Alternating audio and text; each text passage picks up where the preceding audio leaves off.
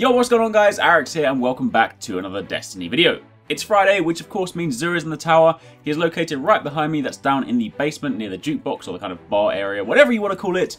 He's here and I'm here to tell you guys what he has for sale and whether or not those items are worth purchasing. So let's get started. Of course, if you guys do enjoy this video, then as always, a like is super appreciated. It does really help me out, really helps out the channel, and of course helps other people see this video. And do let me know in the comments down below as well if you guys do actually pick up anything this week. I do appreciate people don't generally buy stuff from Xur these days, apart from like 3 of coins. But hey, you never know, if you're upgrading, then sometimes there's something for you.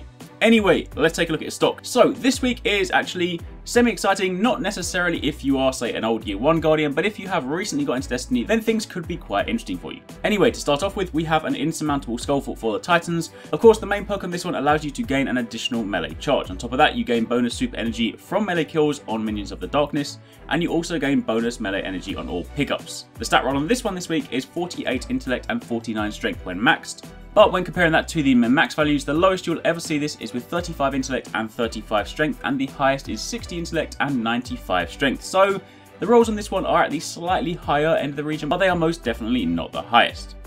Now moving over to the Hunters. Now this is an interesting one. Of course, if you are a Year 1 Guardian, you will know exactly what this is, but up until recently, this was of course not a viable option because this was a Year 1 exotic, but as of the December update, this has now been upgraded to a Year 2 exotic. This is of course the Achlyophage Symbiote, arguably one of the best Hunter exotics. The main perk on this one gives your golden gun an additional shot. So as you guys know, if you're a gunslinger, you normally have 3 shots in your golden gun. This gives you 4, which as I'm sure you can imagine is great in the Crucible. When you're playing things like Trials of Osiris and they hear a gunslinger start up, they'll typically count shots to try and work out whether they're finished. So of course having another one there that people aren't expecting is often extremely useful.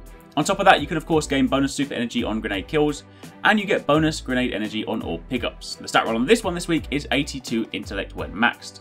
And comparing that to the min-max values, the lowest you'll ever see this is with 35 intellect and the highest is 95. So this is actually a pretty high roll as it is. It's not the highest, but it is pretty good. So if you haven't got this and you're a hunter, then I would definitely recommend picking it up. I appreciate a lot of people these days do tend to run Night Stalker because it's the new thing, but this is definitely worth your time.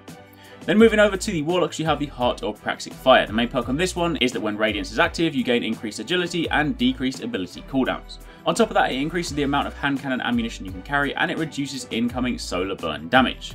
The stat roll on this one this week is 63 intellect and 62 discipline when maxed. And again, comparing that to the min-max values, the lowest you'll ever see this is with 46 intellect and 46 discipline, and the highest is 124 in both. So this is actually a pretty low roll this week. So generally speaking, if you have this already, chances are your one is better. If it's not or you don't have it, then of course you can decide that accordingly. Moving over to the weapon, this is also another returning one because of course up until recently, Hardlight was also a Year 1 exotic, but this is another one that came back in Year 2. It was arguably in Year 1 not one of the most exciting exotics. It didn't really do much, especially given that in Year 1 auto rifles were absolutely terrible.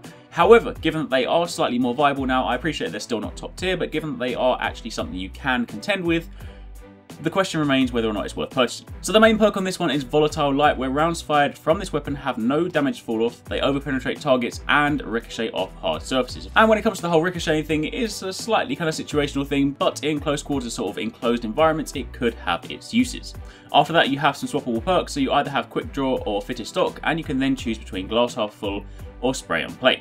And that's pretty much it. Of course, it doesn't carry an element, so it's still not necessarily the greatest weapon out there, but if you're looking to have some fun, you could definitely check it out. Aside from that, of course, once again, you do have another Year 1 exotic. As a weekly reminder, this will not yield Year 2 items, so if you are a new Guardian or you're a returning Guardian and you kind of like jump to this and think, oh, I'll get this for a chance at something new, this will not yield brand new Year 2 items. It will simply give you things that you might have missed, so things like Patience and Time or any other kind of like old exotic special weapon. Whatever it is, you can get it from this. But it is a little bit expensive, and again, it's not necessarily worth your time.